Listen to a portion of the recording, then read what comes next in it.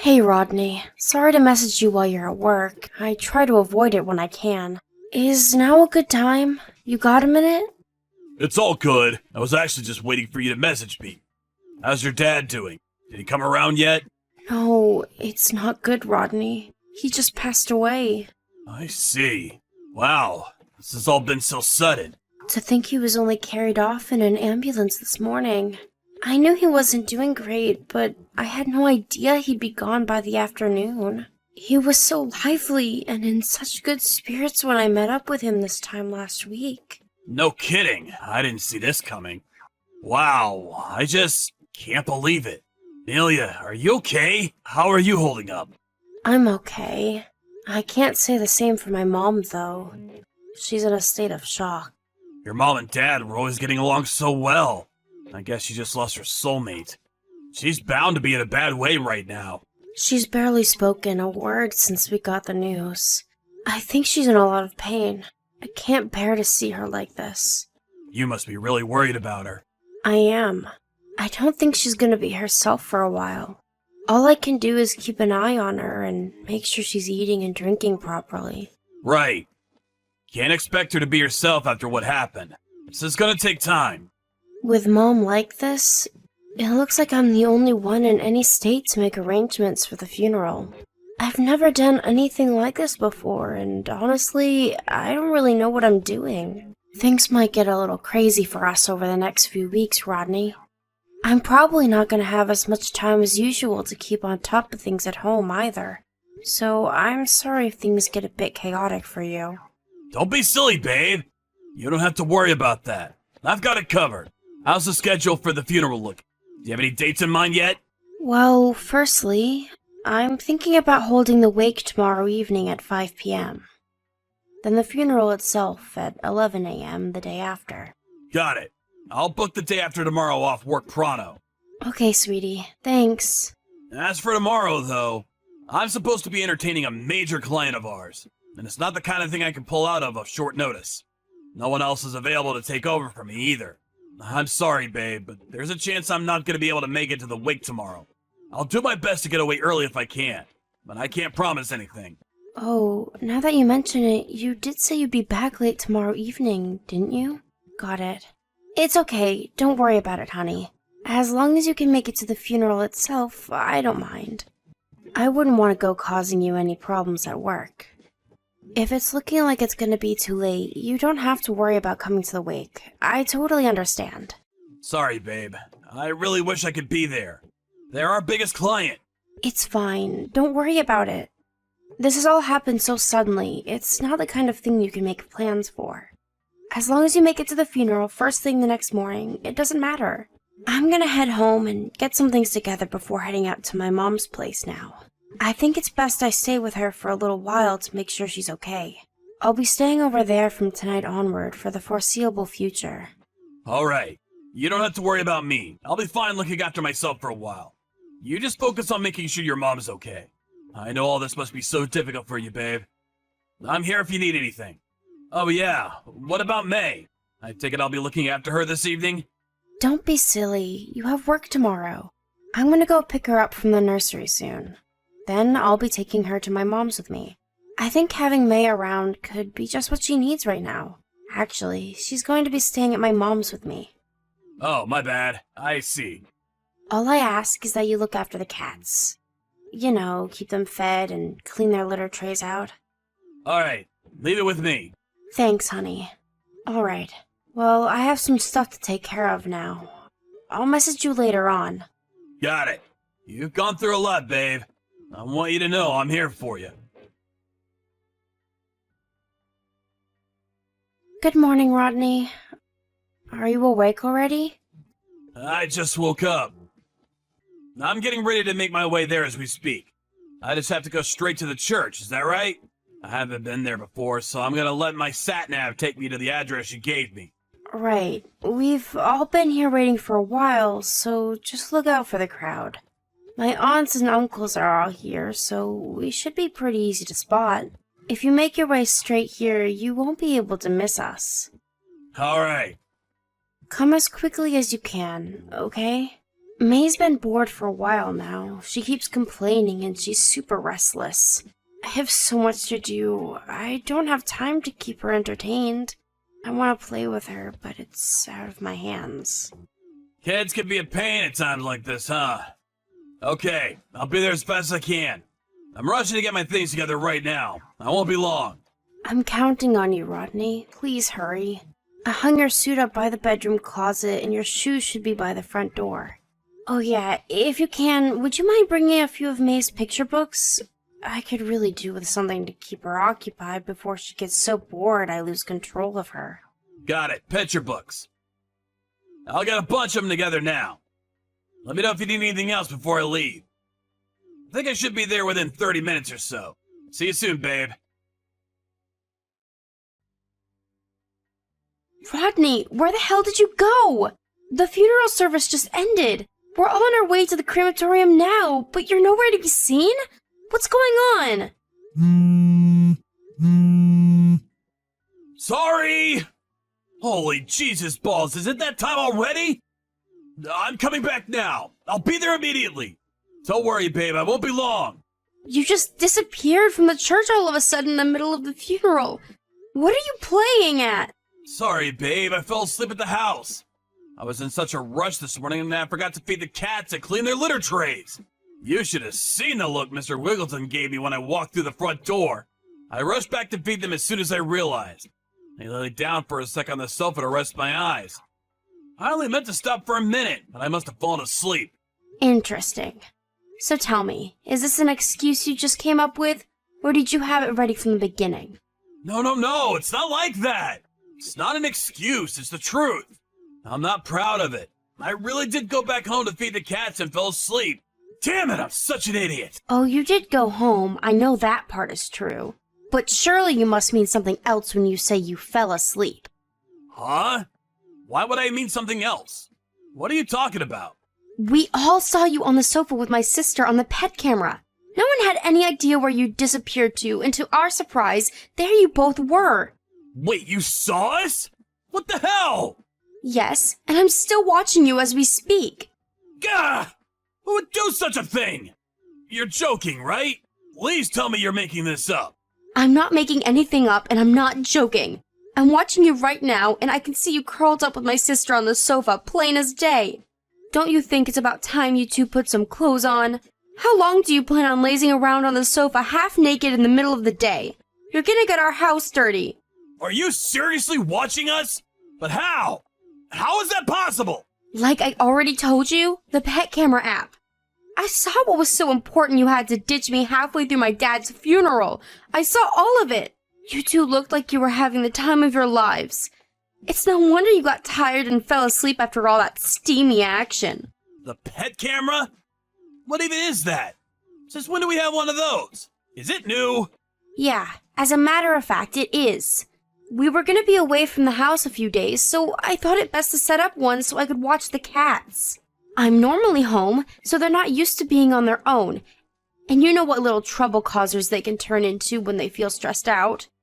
I was worried, so I asked my mom if she had any ideas, and luckily she had a spare camera that Dad had bought to watch the dogs when the two of them went on holiday together. I never knew about any of this. Sorry, I forgot to tell you because I've been so busy lately. I'm glad I didn't, though. You have got to be kidding me. Do you have any idea how much trouble you caused us at the funeral? You were supposed to be watching May when you disappeared. She had no idea where you'd gone, and she was panicking because I told her not to leave your side. I showed her the camera app out of desperation. I thought maybe watching the cats would keep her entertained for long enough to get us through the funeral. And when I did, she said you were on there. Oh my god, are you serious? You're saying May saw me too? Luckily, I realized what was going on in time to take the phone off of her before the main event started. To think, I caught my husband cheating on me with my sister on the pet camera. There's no way I was ever gonna show that to a kid. I see. Oh, I'm really pleased to hear that. All of the adults at the funeral saw you, though. My entire family. Just what the hell were you and my sister thinking? I'm so sorry. I can't believe you ditched me at my dad's funeral to do that. This isn't the kind of thing that goes away with an apology. but I really am sorry. I'm gonna make my way to you guys now. Don't bother. I can't believe you'd even suggest it in the first place. What did you plan on saying to my relatives after they'd all seen you romping with my sister on the sofa? Have you lost your mind? You can tell my sister she's not welcome here either. No, we're gonna come. Your dad meant a lot to me. He was always so kind and helpful. You can come if you like, but you won't be getting into the crematorium or having any part in anything. To think you'd miss my dad's funeral to have your sordid little tryst and then just expect to turn up afterwards as if everything was fine and dandy. How dare you! We didn't mean to miss anything. We just fell asleep. Plan was to make it back in time for the ceremony before things started. I can't believe you're cheating on me, Rodney. This doesn't even feel like real life right now. I'm fully expecting to wake up at any moment and realize it's all been a big nightmare. And not only that, but with my own sister?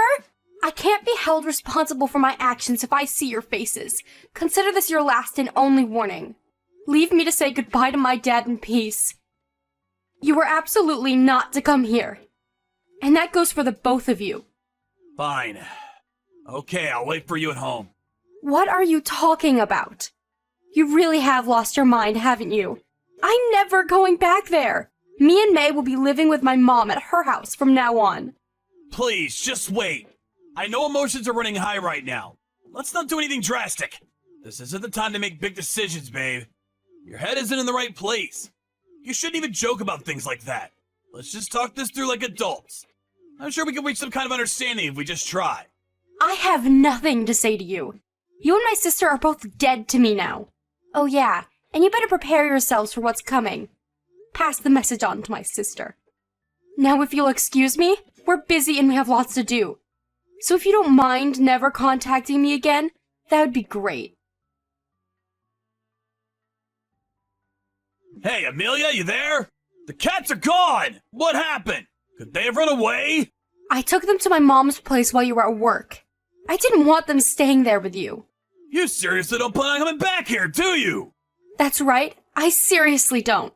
Me, May, Mr. Wiggleton, and Mr. Bigglesworth will all be living with my mom from now on. My mom's super lonely without my dad, so I think this could actually be just what she needs. She seems a little bit more like her old self now. I think things are just perfect this way. Perfect? This is about as far from perfect as things could possibly be. You don't really mean that, do you? What about us? What about what we had? I'm begging you, baby. Please come back. Let's mend these wounds. Not happening.